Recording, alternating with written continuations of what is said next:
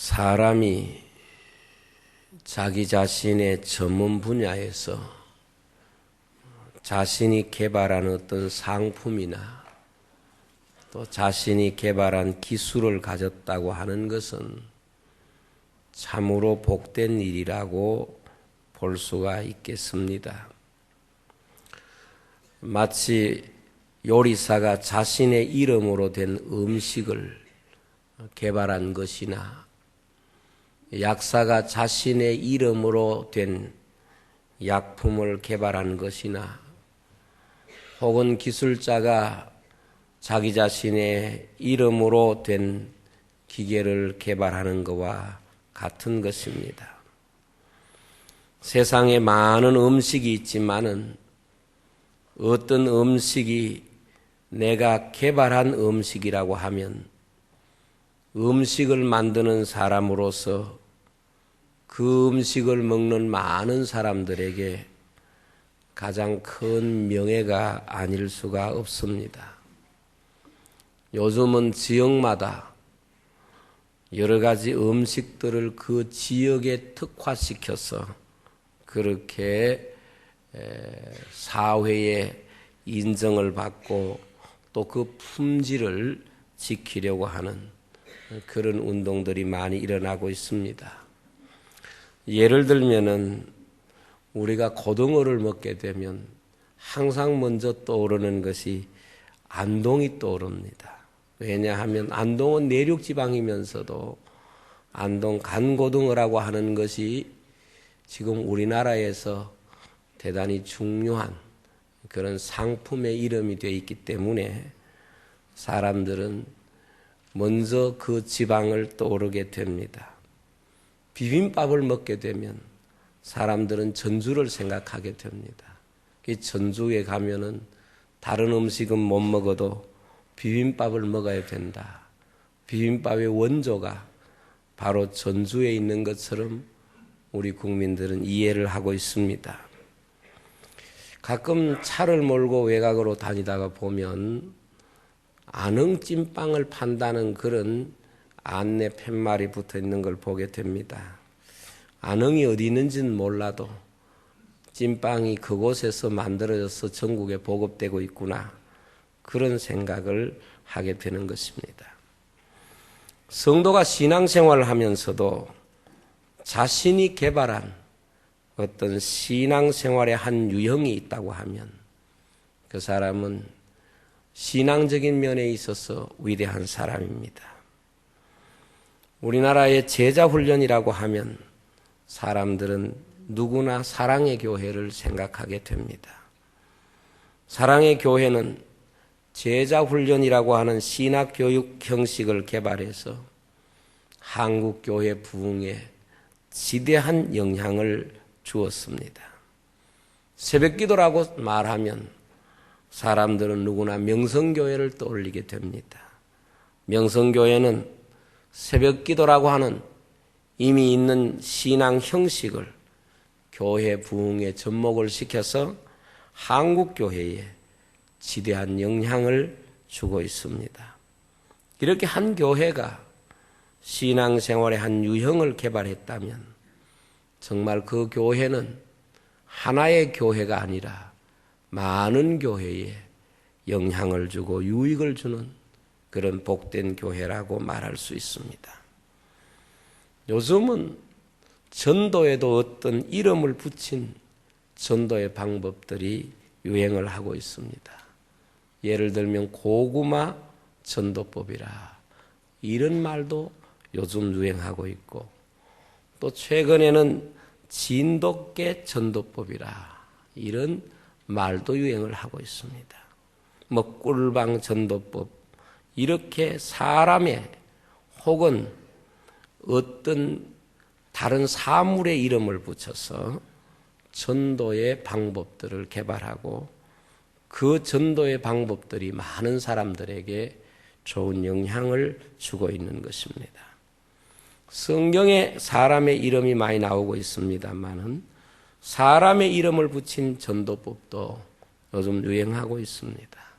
안드레 전도법이라든지 빌립 전도법이 바로 그러한 사람의 이름을 붙인 전도의 방법이라고 볼 수 있습니다. 우리나라에는 대학생 선교회가 사역리라고 하는 전도의 방법을 통해서 한국교회가 믿지 않는 사람들에게 복음을 제시하는 중요한 원리를 또한 한국교회에 제공하기도 했습니다. 오늘은 성경 속에서 한 전도의 방법을 우리는 배우고자 합니다. 안드레의 전도 방법입니다. 우리는 다음 주일 총동원 전도주의를 지킵니다. 대신자 초청주의를 지킵니다.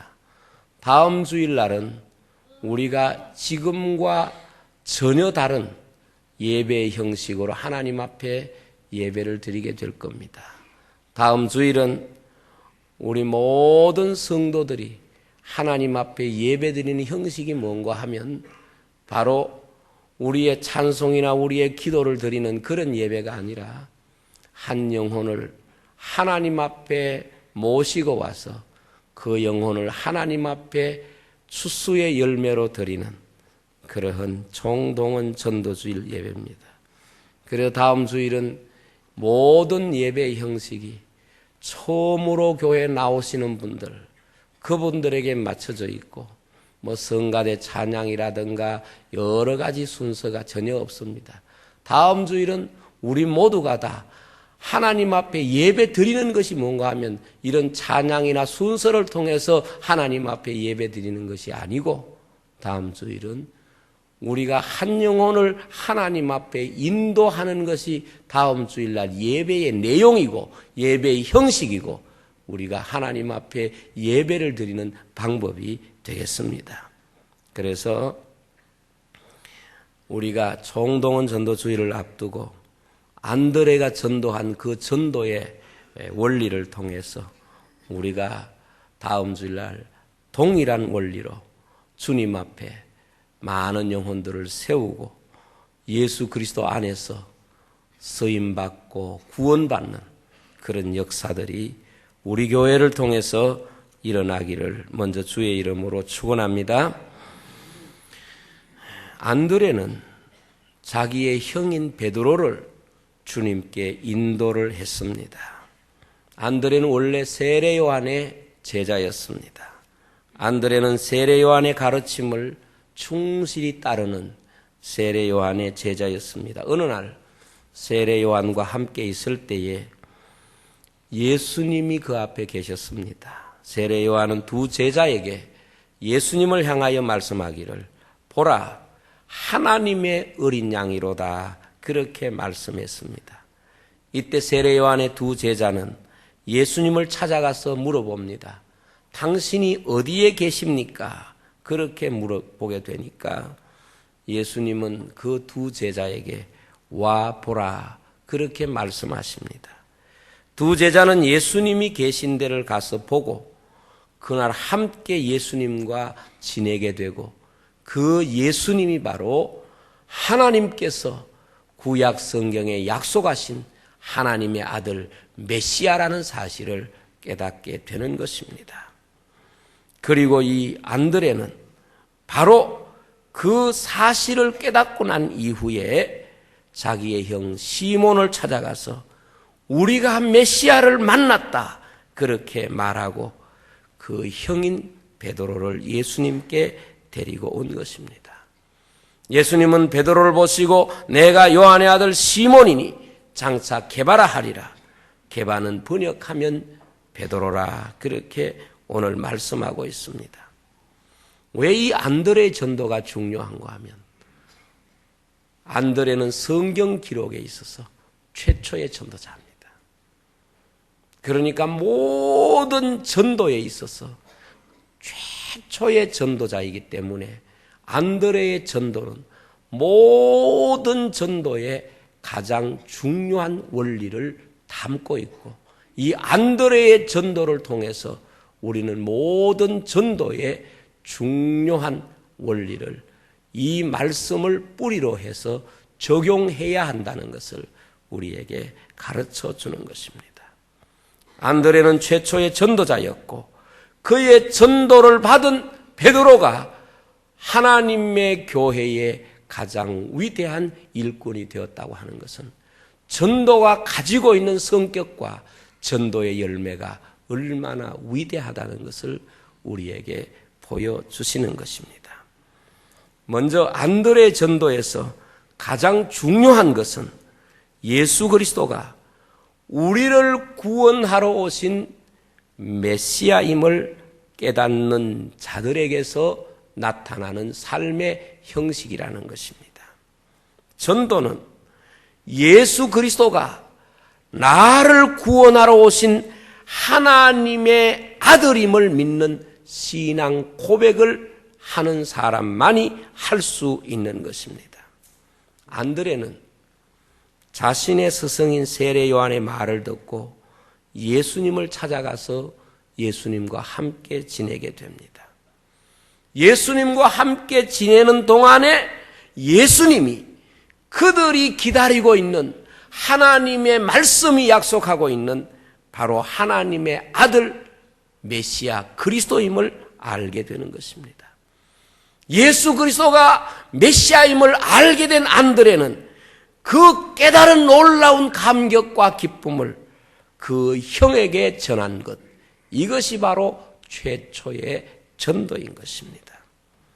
전도는 예수 그리스도가 나를 구원하신 메시아라는 깨달은 사실을 남들에게 알리는 행위입니다. 수가성 우물가의 여인은 예수님과 대화하는 동안에 예수님이 선지자인 줄 알았습니다. 그래서 당신이 선지자입니까? 그러나 더 깊은 대화를 통하여 당신이 우리가 기다리고 있는 메시아입니까? 묻습니다. 바로 그 예수님이 메시아라는 사실을 깨닫는 순간 수가성 우물가의 여인은 물동이를 우물가에 버려두고 마을 사람에게 달려가서 우리가 기다리고 있던 그 메시아, 그분을 내가 만났다. 그분을 여러분들이 나와서 한번 보라. 이것이 바로 수가성 우물가의 여인이 복음을 전한 전도의 내용인 것입니다. 전도란 무엇입니까? 우리 잘 살아보자, 복 받아보자, 뭐 여러 가지 말할 수 있지만은 실제 전도라고 하는 것은 바로 하나님의 아들 예수 그리스도, 그분을 내가 만났고 그 구원의 주님을 내가 만났다는 사실을 내가 알고 있는 사람들에게 전하는 것이 바로 전도인 것입니다. 그러므로 전도자에게는 다른 조건이 전혀 필요 없습니다. 한 가지 조건만 필요합니다. 그것은 바로 예수 그리스도가 나를 위하여 세상에 오신 하나님의 아들 구세주라고 하는 사실을 깨닫는 것, 이것이 전도자에게 필요한 유일한 조건입니다. 그러나 이 한 가지 조건은 없어서는 안 되는 절대 조건이 되는 것입니다. 만약에 내가 예수 그리스도를 믿지 못하면서 다른 사람에게 예수 그리스도에 대하여 말하는 것은 엄밀한 의미에서는 전도가 될 수가 없는 것입니다. 전도는 바로 내가 예수 그리스도를 믿음으로 구원받았다는 이 사실을, 내가 예수 그리스도 안에서 구원의 백성이 되었다는 이 사실을, 내가 예수 그리스도를 믿고 하나님의 아들이 되었다고 하는 이 믿음을 다른 사람들에게 나타내는 것을 말하는 것입니다. 그러므로 우리가 다른 사람을 볼 때에 항상 이 기준으로 볼 수 있어야 돼요. 사람들을 볼 때에 저 사람도 예수 믿어야 구원 얻는다는 마음입니다. 다른 사람을 볼 때 얼마나 부자냐, 얼마나 많이 배웠느냐, 얼마나 훌륭한 사람이냐, 얼마나 지위가 있는 사람이냐, 이게 중요한 게 아니고 다른 사람을 볼 때에 저 사람도 예수 믿어야 구원받는다. 대통령도 예수 믿어야 구원받고, 부자도 예수 믿어야 구원받고, 가난한 사람도 예수 믿어야 구원받고, 아무리 세상에서 많이 배운 사람도 예수 없이는 구원받을 수 없다고 하는 이 예수 그리스도에 대한 분명한 믿음이 바로 전도의 가장 절대적인 조건이라는 말입니다. 그래서 우리가 사람을 볼 때 항상 이런 마음을 가지고 사람을 봐야 합니다. 저 사람도 예수 믿어야 구원을 받고, 저 사람도 예수 그리스도를 믿지 않으면 영적으로 불쌍한 사람이라고 하는 마음가짐이 우리에게 있어야 되는 것입니다. 오늘 전도는 내가 예수 그리스도를 믿고 구원받게 되었다는 사실을 다른 사람들에게 알리는 것입니다. 예수 그리스도가 다른 사람 그분을 위하여 오셨다는 사실을 알리는 것입니다. 예수님의 제자 가운데 빌립의 전도도 그렇습니다. 빌립은 안드레와 베드로와 한 동네 사람입니다. 빌립은 예수님을 만나고 난 뒤에 나다나엘을 찾아갑니다. 그리고 친구에게 이렇게 말합니다. 모세가 율법에 기록하고 여러 선지자가 기록한 그 일을 우리가 만났으니 요셉의 아들 나사렛 예수라. 그렇게 말합니다. 빌립의 전도를 봐도 그 전도의 내용이 안드레의 전도와 똑같습니다. 모세의 율법에 기록하고 여러 선지자가 기록한 하나님이 보내주시기로 약속한 그리스도, 그 메시아 하나님의 아들, 그분이 바로 나사렛 예수라. 그렇게 친구에게 전도한 것입니다. 여러분, 우리가 왜 복음을 전합니까? 예수 그리스도가 없이는 인간이 구원 얻을 이름이 없기 때문에 그렇습니다. 왜 우리가 전도자가 되어야 합니까? 구원받은 백성이 복음을 전하지 않고는 결코 사람들에게 복음이 전파될 수 없기 때문에 그렇습니다. 만약에 인생에게 예수 그리스도 없이도 구원받을 방법이 있고 우리가 복음을 전하지 아니해도 구원 얻을 수 있는 길이 있다고 하면 우리가 구태여 복음을 전해야 할 책임이 없을런지도 모릅니다. 그러나 먼저 믿는 우리가 복음을 전하지 않으면, 오늘 우리가 정말 예수 그리스도를 만난 이후에 다른 사람에게 복음을 전하지 않으면 구원 얻을 방법이 인생에게 없기 때문에 그런 것입니다. 그러므로 우리가 복음을 전할 때에 다른 걸 염려할 거 없습니다. 사람을 볼 때에 저분도 예수 믿어야 구원 얻는다 하는 믿음입니다. 저분 예수 안 믿으면 멸망받는다 하는 그 믿음입니다. 전도자로 살았던 사람들의 사고는 항상 사람을 보는 기준이 그겁니다. 누구를 보더라도 예수 그리스도를 믿어야 구원 얻는다는 것이고, 아무리 제왕이라도 예수 그리스도 안 믿으면 멸망당한다고 하는 이 인식으로 사람을 보았기 때문에 아무리 불쌍한 사람도 예수 믿으면 형제가 되고 복받은 사람으로 인정을 하고, 아무리 제왕이고 부자라도 예수 그리스도를 믿지 않는 사람은 불쌍하고 버림받은 사람으로 취급한 것이 바로 전도자의 인식입니다. 그 다음 안드레의 전도에서 중요한 것은 가까운 사람에게 먼저 복음을 전하는 것입니다. 오늘 말씀에 보면 이렇게 말합니다. 그가 먼저 자기의 형제 시몬을 찾아 말하되, 그렇게 말했습니다. 여기 먼저 자기의 형제 시몬에게 복음을 전했다고 말씀했습니다. 여기 먼저라는 말과 자기의 형제라는 말이 대단히 중요합니다. 전도에서 방법론에서 중요한 것은 자신과 가까운 사람에게 복음을 전하는 것입니다. 자기 가족이나 가까운 사람에게 복음을 전하는 것입니다. 직장의 동료에게 복음을 전하는 것입니다. 일가 친척에게 복음을 전하는 것입니다. 이웃에게 복음을 전하는 것입니다. 가까운 사람에게 복음을 전하는 것, 이것이 바로 안드레 전도법의 중요한 방법입니다. 가까운 사람에게 복음을 전하는 일은 쉬울 수도 있고 반대로 어려울 수도 있습니다. 그러나 가까운 사람에게 복음을 전하는 것이 가장 효과적입니다. 왜냐하면 우선 접근하기 쉬운 데 있습니다. 바로 며칠 전에 우리 한국의 기독교인들을 상대로 해서 설문조사한 것이 신문에 난 적이 있습니다.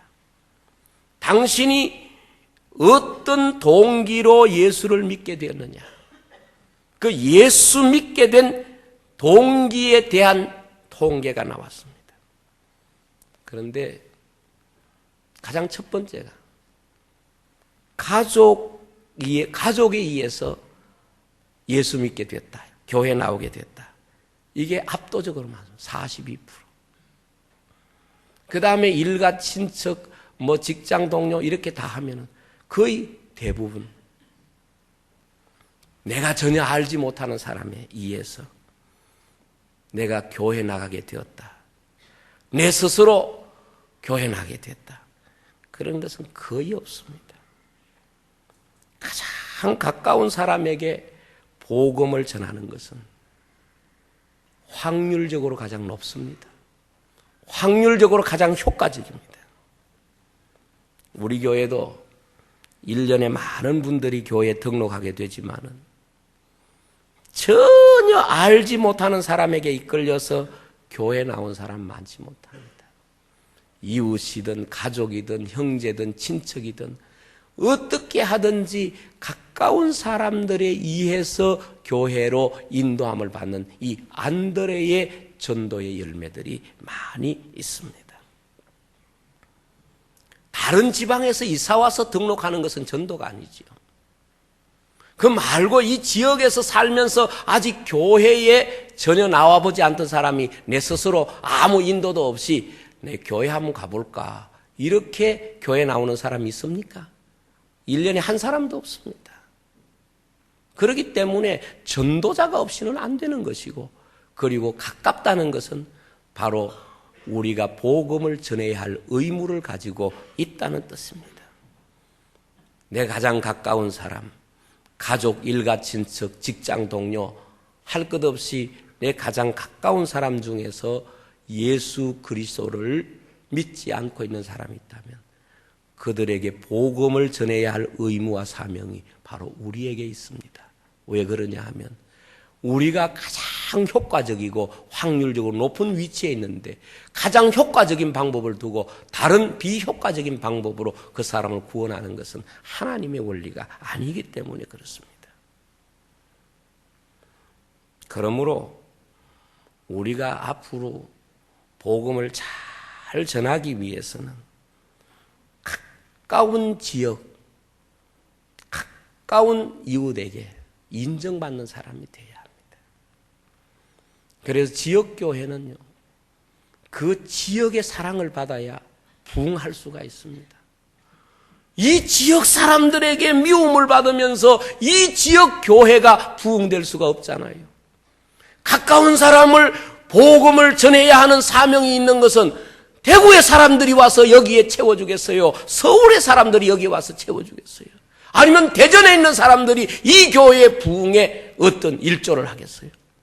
결국 김천 시민들이 이곳에 와서 하나님을 만나고 이곳에서 예수 믿고 구원의 백성이 되어야 됩니다. 그러므로 교회는 무엇보다도 전국적으로 이름나는 게 중요한 게 아니라 그 지역에서 인정받고 그 지역 사람들에게 사랑을 받아야 돼요.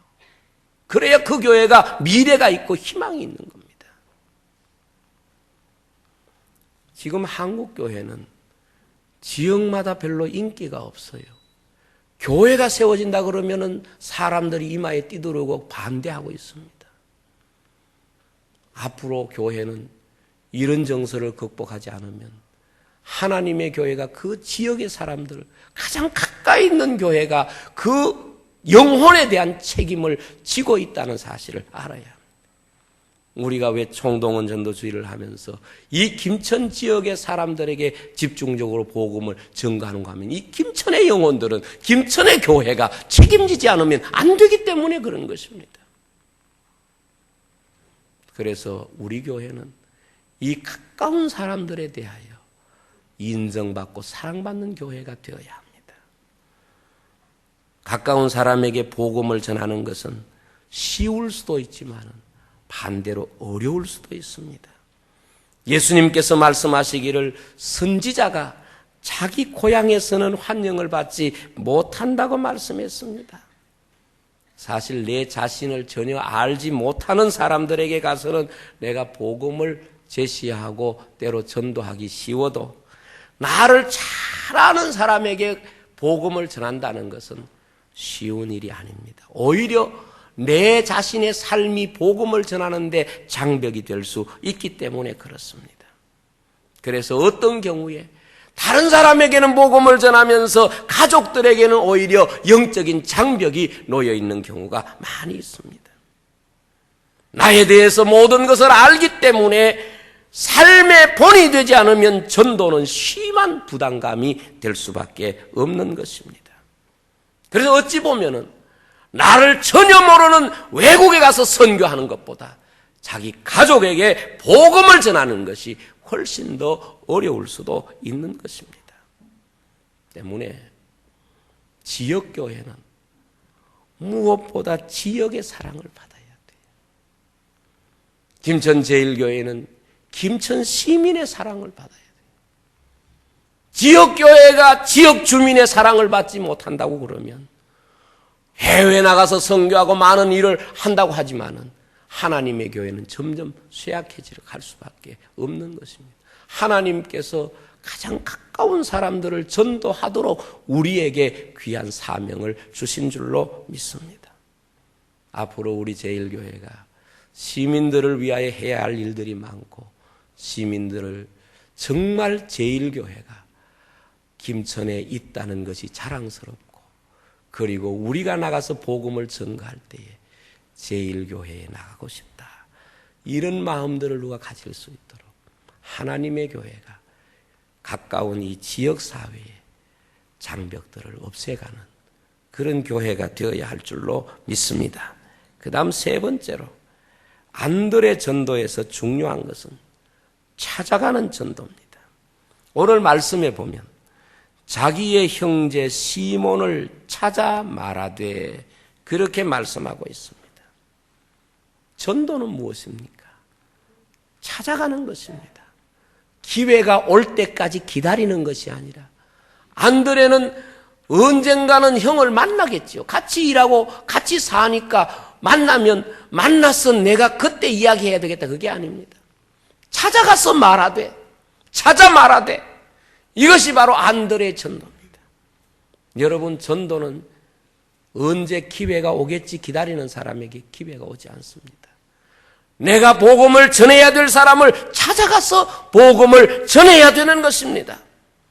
찾아가는 대상이나 장소 불문하고 우리는 어떻게 하든지 내가 받은 이 놀라운 구원의 복음을 전하기 위하여 사람을 찾아가야 비로소 전도가 되는 것입니다. 우리 교회도 많이 전도하시는 분이 있습니다. 어떤 사람이 많이 전도합니까? 많이 찾아가는 사람이 많이 전도합니다. 저절로 오는 그 기회를 붙잡고 전도하는 사람들이 전도 잘하는 것을 보셨습니까? 성경의 원리가 아니기 때문에 아닌 것입니다. 아무리 내가 하루에 많은 사람을 만난다고 하더라도 전도자는 역시 영혼을 찾아가는 마음이 없이는 그 영혼을 구원할 수가 없는 것입니다. 우리는 세상에서 참 많은 사람을 찾아가지 않습니까? 배우기 위하여 찾아가기도 하고 얻기 위하여 찾아가기도 하고 주기 위하여 찾아가기도 합니다. 그런데 제 경험으로는 그렇습니다. 사람에게 얻기 위하여 찾아가는 것하고 주기 위하여 찾아가는 것하고 경험이 좀 달라요. 얻기 위하여 찾아갈 때는 무언가 기대 심리를 가지고 가는 육체적인 즐거움이 있는 것 같고 주기 위하여 찾아갈 때는 영혼의 행복과 즐거움이 그 마음속에 있습니다. 제가 6.25 전쟁 휴전하던 해에 태어났습니다. 그러니까 얼마나 그 당시에 제 어릴 때 상황이 어려웠겠습니까? 우리나라가 3년 전쟁에서 뭐 거의 모든 것들이 다 파괴된 상태에서 농사도 제대로 안 되고 그러니까 그때는 학교에 가면은 옥수수죽, 옥수수빵, 우유가루 그거 얻어먹는 것이 어떻게 보면 학교 다니는 데 있어서 대단히 큰 즐거움이었습니다. 그때는 정말 먹을 게 없었어요. 그러다가 보니까 아침마다 집에 뭐 얻으러 오는 사람들이 있었어요. 거지들이 있었어요. 음식 얻으러 와요. 음식 얻으러 오면 항상 나가서 먹고 갈 겁니까? 가져갈 겁니까? 이렇게 물어보거든요. 먹고 가겠다 그러면 조그마한 소반에 이 밥하고 뭐 반찬 한 두 가지 하고 이 마루에 걸쳐 놓으면은 그 사람들이 무서워가 멀리가 보거든요. 그러면 마루에 탁 걸쳐 앉아가지고 이제 밥 먹고 그렇게 가고, 얻어가겠다고 하면은 이제 깡통을 들고 오면은 그 깡통에 밥이지 뭐 밥하고 뭐 반찬하고 다 같이 섞어가 그냥 쓸어 넣어가지고 그렇게 갑니다. 대개 남자들은 오면은 먹고 간다 그러고 여자분들은 오면 가져간다 그래요. 남자들은 가만 보면 가족에 대한 책임감이 좀 적은 것 같아요. 자기 배만 부르면 막 그걸로 끝나고, 여자분들은 와가지고 얻어가서 자기 자식도 먹이고 가족도 이렇게 주고 그러겠죠. 근데 여러분, 그 얻으러 오는 마음이 얼마나 힘들겠습니까? 제 어릴 때는 그 당시는 연장도 귀하고 모든 게 다 귀하다 보니까 남의 집에 얻으러 갈 때도 많고 갖다 주러 갈 때도 참 많았습니다. 얻어오라 그러면 싫어요. 뭐 납 빌려오느라, 뭐 괭이 빌려오느라, 삽 빌려오느라 그러면 가기 싫어가지고 누나 보내라고 그러고 막 안 가려고 그러고, 뭐 갖다 주라 그러면 그렇게 기분이 좋아요. 그때는 또 집에 뭐 조금이라도 뭐 이렇게 음식이든지 뭐든지 하면은 전부 이웃집에 이렇게 갖다 주었잖아요. 조금씩이라도. 갖다 주라 그러면 기분이 참 좋아요. 저는 늘 그런 생각합니다. 사람이 무엇을 얻기 위하여 찾아갈 때는 마음에 부담이 되지만 주기 위하여 찾아갈 때는 기쁨을 이미 마음에 느끼고 있습니다. 전도는 생명을 그 가정에 주기 위하여 찾아가는 겁니다. 하나님의 아들 예수 그리스도의 복음을 전하기 위하여 찾아가는 겁니다. 그래서 전도를 통하여 얻은 기쁨을 아는 사람은 평생을 두고도 절대로 없어지지 않는 기쁨이 그 마음 속에 있습니다. 성도가 한 영혼을 구원한 기쁨을 한번 맛보게 되면 그 기쁨은 어떤 경우에라도 그 마음 속에서 사라지지 않는다는 것을 그 마음 속에 경험할 겁니다. 만약에 영혼을 구원하는 기쁨을 경험하지 못했다면 그 사람은 영혼의 기쁨이 무엇인지 모르는 사람인 것입니다. 그런데 복음은 좋은 걸 갖다 주는데도 환영은 별로 없어요. 환영받지 못해요. 왜 그런가를 제가 가만히 생각해요. 되게 뭘 갖다 주면 다 좋아하는데 예수 믿는 사람이 복음을 들고 가면 별로 환영받지 못해요. 그래서 우리 예수 믿는 사람들이 복음을 전할 때 환영받지 못하기 때문에 마음에 굉장한 부담감을 가지고 사람들을 만나게 됩니다. 타인이 좋아하는 것을 주기 위하여 갈 때는 얼마나 가벼운데 타인이 이것을 받아들이지 않기 때문에 이것을 주려고 하면 굉장히 부담이 될 수밖에 없습니다. 우리는 그렇게 생각할 수 있습니다. 별로 좋아하지도 않는 거, 문을 닫아놓고 복음도 받지 않는데 그저 안 주면 그뿐이지, 이렇게 생각할 수 있지만 그게 아닙니다. 그래서 저는 이렇게 생각했습니다. 전도자는 마치 병들어 있는 사람에게 약을 먹이는 것 같아요. 요즘은 전부 캡슐 같은 걸로 잘 나오는데 과거의 약은 말이죠, 전부 갈아가지고 종이에 사가지고 그렇게 먹였잖아요. 애들에게 약 한번 먹이려고 그러면 이건 전쟁을 치러야 돼요. 분명히 애가 그걸 먹어야 낫고 그걸 먹어야 되는데 애는 그걸 이해하지 못하는 거예요. 부모는 그걸 먹이려고 그러고 애는 이해하지 못하니까 안 먹으려고 그러고 그 전쟁을 치릅니다. 전도는 꼭 이와 같은 영적인 분위기가 있는 것 같아요. 예수 믿어야 사는데 그걸 모르니까 그걸 안 받아들이려고 그럽니다. 억지로 그것을 거부하려고 하니까 그 사이에 있는 그 갈등이 얼마나 큰지 모릅니다. 그래서 뭐 애 약 안 먹으려고 그러면 어떻습니까? 먹기 싫거든 먹지 마라 그럽니까? 그렇지 않습니다. 제가 기억하기로는 어릴 때 보면은 막 부모가 숨도 못 쉬게 코를 꼭 막고 그냥 숟가락에 그 약을, 가루약을 풀어가지고 막 넘기잖아요. 그러면 애가 올리려고 그러면 못 올리게 숨을 꼭 막잖아요. 그냥. 그리고 막 패가면서 먹이고 어떤 경우에는 사탕 들고 요거 먹으면 요거 준다. 그래가지고 애가 사탕 때문에 막 쉬운 걸 억지로 먹잖아요. 전도할 때 우리가 뭐 상품도 준다, 교회 가면 병 낫는다, 여러 가지 말하지만 사실 그거는 들고 있는 사탕하고 같은 거예요. 그게 우리가 그 사람들에게 정말 주고자 하는 게 아니고 아이는 사탕 보고 오지만은 실제로는 약을 먹어야 사는 거잖아요. 이 전도하러 갈 때 보면 항상 마음속에 그런 생각이 들어요. 오늘 선약을 들고 어떻게 사람들에게 설득해서 이 약을 받아 먹게 하느냐. 어떤 사람은요, 막 강제로 끌리 나오는 거예요. 대개 어린 아이들은요, 약을 강제로 먹지, 지가 좋아가지고 그렇게 먹는 경우가 별로 없습니다. 그 전도는 어떻게 보면 그러한 어떤 영적인 전쟁이 있습니다. 왜? 복음에 대하여 알면 왜 안 나오려고 하겠습니까? 예수 그리스도에 대하여 믿어서 내가 구원받는다는 사실을 알면 막아도 나오지요. 그런데 말이죠. 아이가 정말 아프니까 약을 먹어요. 이거 정말 이러다가는 내가 죽겠구나 생각하면은 아무리 선약도 먹더라고요. 전도도 해보면 그런 사람이 있어요. 이 사람은 이제는 막 내가 예수 안 믿으면 나는 죽는다. 이렇게 느끼는 사람은 그냥 복음을 제시하면은 바로 마음의 문을 열고 믿는 거예요.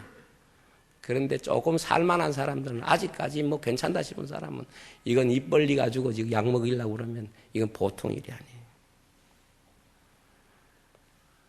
그래서 아이들에게 약을 먹일 때 얼마나 부모가 지혜를 짜내는지 모릅니다.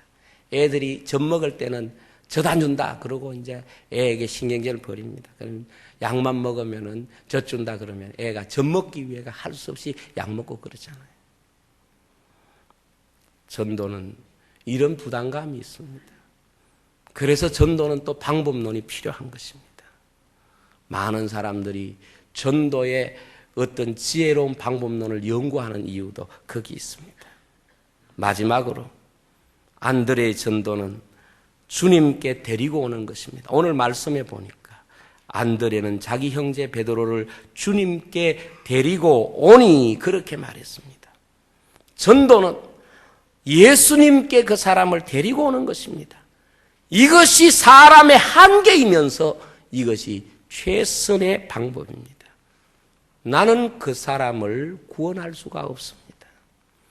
나는 그 사람을 새롭게 할 수가 없습니다. 나는 그 영혼을 책임질 수 없습니다. 전도의 위대함은 인간이 주님 앞에 할 수 있는 최선의 자리고 그 이후에는 주님이 하시는 것입니다. 안드레가 베드로를 주님께 돌아오는 것은 자신이 할 수 있는 최선의 자리고 그때부터는 주님이 베드로를 사용하시고 주님이 베드로를 교육하시고 주님이 베드로를 하나님의 사람으로 새롭게 붙잡고 역사하시는 거예요. 전도는 사람이 가지고 있는 한계면서 또 여기에 가장 놀라운 하나님 앞에서의 최선이 있습니다. 이 전도를 해보면 전도자는 항상 자기 한계를 느낍니다. 왜? 내 힘 가지고는 한 사람도 변화시킬 수 없구나 하는 한계가 전도자의 마음속에 항상 느껴집니다. 그러나 그가 주님 앞에 붙잡히게 되면 그가 놀라운 하나님 앞에 쓰임받는 일꾼이 될 수가 있는 줄로 믿습니다. 사람은 내가 사람을 구원할 수 있는 능이 없습니다. 오직 예수님만이 하실 수 있습니다.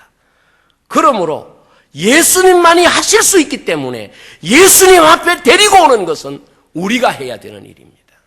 예수님 앞에 데리고 오는 것은 전도자의 사명이고 이것이 주님 앞에 최선의 봉사고 최선의 충성인 겁니다. 다음 주간은 우리 모두의 이름이 안드레가 되시기를 바랍니다. 여러분들을 통하여 주님 앞에 인도받아 받은 그분들이 주님 앞에 쓰임받고 베드로처럼 주님을 위하여 크게 쓰임받는 하나님의 백성이 되어질 줄로 믿습니다. 기도하겠습니다.